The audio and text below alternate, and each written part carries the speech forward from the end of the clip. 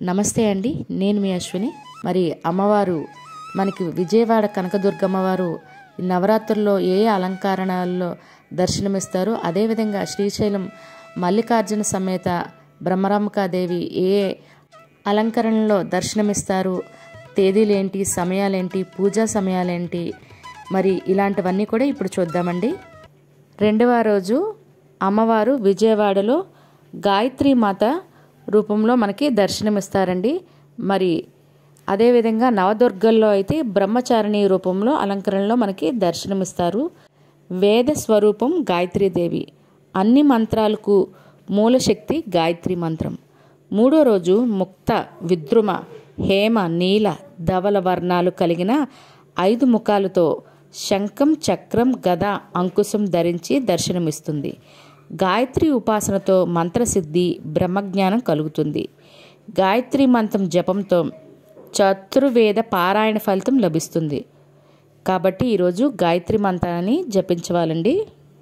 బ్రహ్మచారిణి అమ్మవారుగా ఉండే పరమేశ్వరుని భర్తగా పొందడానికి నారదుడి ఉపదేశానుసారం ఘోర తపస్సు చేస్తుంది బ్రహ్మచారిణి మాత. ఆకులు కూడా తినకుండా ఉన్నందున అపర్ణగా ప్రసిద్ధి. పరమేశ్వరుని భర్తగా పొందే వరకు ఈమె బ్రహ్మచారిణి. ఆమెకు కన్యాకుమారి అనే మరో పేరు ఉంది. ఈ మాతను ప్రార్థించే వారికి సర్వత్ర సిద్ధి, విజయాలు చేకూరుతాయి. రెండవ రోజు అక్టోబర్ 4 శుక్రవారం అండి. ఈరోజు అమ్మవారు విజయవాడలో శ్రీ గాయత్రీదేవిగా దర్శనమిస్తారు.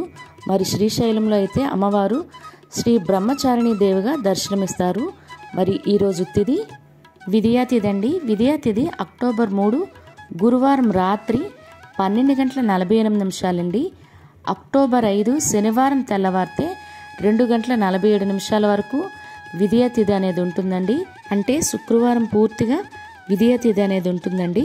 ఈరోజు అమ్మవారిని పూజించవలసిన సమయం ఉదయం పూజా సమయం అక్టోబర్ 4 శుక్రవారం ఉదయం 6:05 నుండి ఉదయం 8:12 సమయంలో పూజ ప్రారంభించుకోవాలండి. ఆ సమయం కుదరకపోతే ఉదయం 9:05 నుండి ఉదయం 10:12 సమయం మంచిదండి. ఈ సమయంలో పూజ అనేది ప్రారంభించుకోవాల్సి ఉంటుంది. మరి సాయంత్రం పూజా సమయం అక్టోబర్ 4 శుక్రవారం సాయంత్రం 5:58 నుండి రాత్రి 7:48 మధ్య సమయం మంచిదండి. ఈ సమయంలో పూజ చేసుకోవాల్సి ఉంటుంది. ఈరోజు అమ్మవారికి నివేదించవలసిన నైవేద్యం నిమ్మకాయ పులిహోర అండి, మరియు అల్లం గారెలు, మరియు కొమ్ము శనగలు అండి. ఉడకబెట్టి కొమ్ము శనగలు కూడా అమ్మవారికి పెట్టవలసి ఉంటుంది.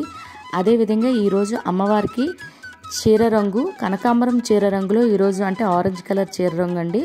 ఆ చీర రంగులో అమ్మవారు మనకు దర్శనమిస్తారు. అదే రంగు చీర మనకు ఉండి కట్టుకొని అమ్మవారిని పూజలో పూజించినట్లయితే చాలా మంచిది. ఈరోజు అమ్మవారిని జపించవలసిన శ్లోకం దాన కర పద్మాభ్యాం అక్షమాలక మండలు దేవి ప్రసూదుతూ మయి బ్రహ్మచారిణ్యనుత్తమ. ఈ శ్లోకాన్ని 21 సార్లు జపించవలసి ఉంటుందండి. ఇది జపించడం రాని వాళ్ళు ఓం శ్రీం బ్రహ్మచారిణియే నమః అనే మంత్రాన్ని 11 లేదా 21 సార్లు జపించుకుంటూ కుంకుమ పూజ చేయవలసి ఉంటుంది. ఇలా చేయడం వల్ల సర్వకార్యసిద్ధి అనేది చేకూరుతుందండి. అంటే ఎటువంటి పనులు చేసినా ఆటంకాల వల్ల ఆగిపోతున్నాయి అనుకునేవారు ఈరోజు పూజ చేయడం వల్ల అలా ఆటంకాలన్నీ తొలగి ఆ కార్యం అనేది నిర్విఘ్నంగా జరుగుతుందండి. ఈరోజు ప్రత్యేకించి ఎర్రగాజులు మనం తాంబూలం ఇచ్చినట్లయితే లేదా అమ్మవారి ముందు పూజలో పెట్టుకున్నట్లయితే కూడా చాలా మంచిదండి. ఈరోజు శ్రీశైలంలో అయితే శ్రీ బ్రహ్మచారిణి దేవికి మయూర వాహన సేవలో అయితే ఊరేగిస్తారండి. చూసారు కదండి వీడియో. మీకు ఈ వీడియో మీద ఎటువంటి డౌట్స్ ఉన్నా కింద కామెంట్ బాక్స్లో కామెంట్ చేయండి, తప్పకుండా రిప్లై ఇస్తాను. అదేవిధంగా రెండవ రోజు అమ్మవారిని ఏ విధంగా పూజించుకోవాలి, ఇంటిలో మనము కుంకుమ పూజ అనేది ఏ రకంగా చేసుకోవాలి, కొంతమంది డౌట్స్ కూడా అడిగారండి. కుంకుమ పూజ చేసేటప్పుడు మరలా ప్రతిరోజు చేయాలా, లేకపోతే ఆ కుంకుమను ఏం చేయాలి, ఇలాంటివన్నిటి డౌట్స్ని కూడా వీడియోలో అయితే ఇంక్లూడ్ చేశానండి. మీకు అటువంటి డౌట్స్ ఉంటే తప్పకుండా రెండవ రోజు గాయత్రి మాత పూజా విధానం అనేది చూడండి. మరి అదేవిధంగా మీకు ఈ పూజ మీద ఎటువంటి డౌట్స్ ఉన్నా కూడా వీడియోస్ అయితే ఆల్రెడీ ఉన్నాయి, తప్పకుండా అయితే చూడండి. మరి వీడియో నచ్చినట్లయితే మీ ఫ్రెండ్స్ అండ్ ఫ్యామిలీ మెంబర్స్ కూడా ఫార్వర్డ్ చేయండి. మరలా రేపు మరొక కొత్త వీడియోతో కలుద్దాం. ధన్యవాదములు. ఓం దుర్గయే నమః.